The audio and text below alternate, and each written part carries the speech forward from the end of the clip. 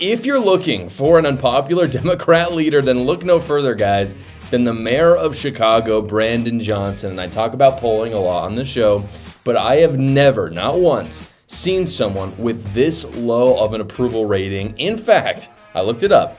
There is no world leader, not a single one, that has as low of an approval rating as Brandon Johnson does. So without further ado, I have to show you this poll that just came out from Chicago. Do you have a favorable or unfavorable opinion of Mayor Johnson? His approval rating is 14%, guys. That is so abysmally low. I'm talking like Justin Trudeau has a 22% approval rating. And Justin Trudeau is garbage, as we know.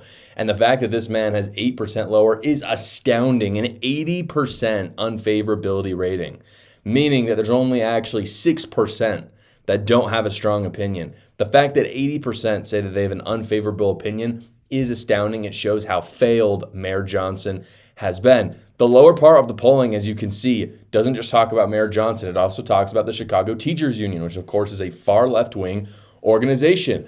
The approval rating for that is only 29%. The unfavorability is 60. That is very, very bad. Just for some context, for those of you who maybe haven't looked at all the approval rating polls recently, a bad approval rating for a president would be where Joe Biden is or was when he left office, which is about 37%.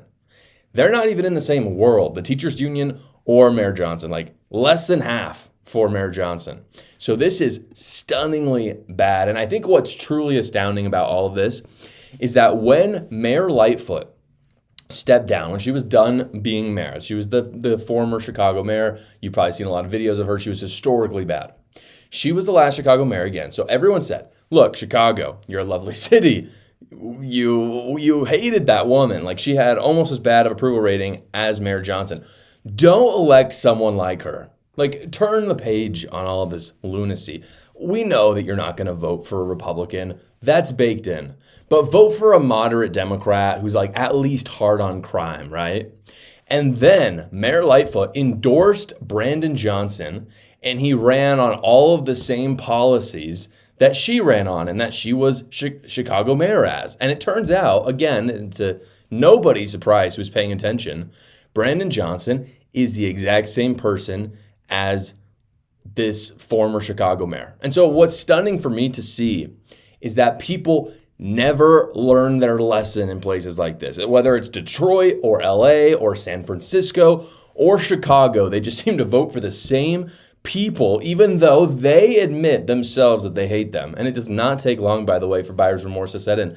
I don't know how long Brandon Johnson has been mayor. It hasn't been that long. It really hasn't. And yet, there was all this talk when he got put in about changes, about how, because everyone admitted it. They all admitted Chicago's got some big problems.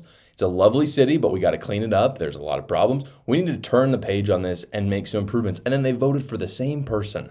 How does that make it? And then again, 6 months later or a year later, they all admit, yeah, that was a horrible decision. But what's truly astounding is when they come, when the next election comes for Chicago mayor, they're just going to vote for the same person. They really will. And that's why I've always said there is work to do in these cities for conservatives. These people are not as liberal as we think. They just aren't politically minded, and so they give in to the Democrat lies. But how much can they take? That's the question. Do I think that they're going to vote for a Republican anytime soon? Probably not. But can we get a moderate Democrat even in that city? I think that would be a win for a lot of conservatives. There are conservative Democrats out there. We could do that. We certainly can push for a Republican as well. I think that's worth our time. I don't know if it's going to happen next election.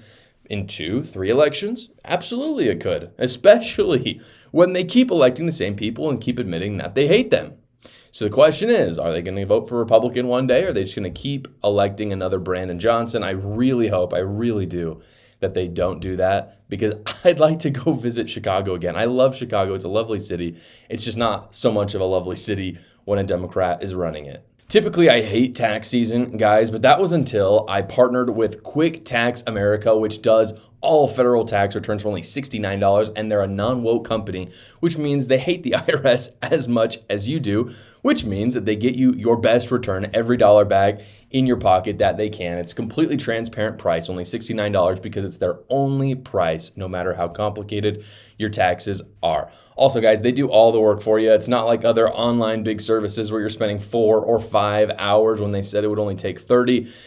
Simply upload your files with QuickTax America, answer a few questions, and schedule a 15-minute finish your return call with a tax professional, and they'll do all the rest. You can go check them out at quicktaxamerica.com when you get those tax documents, or you can go to the link in the description below. Thank you so much for watching, guys. If you haven't already, go down below, like the video, subscribe to my channel, and watch another video.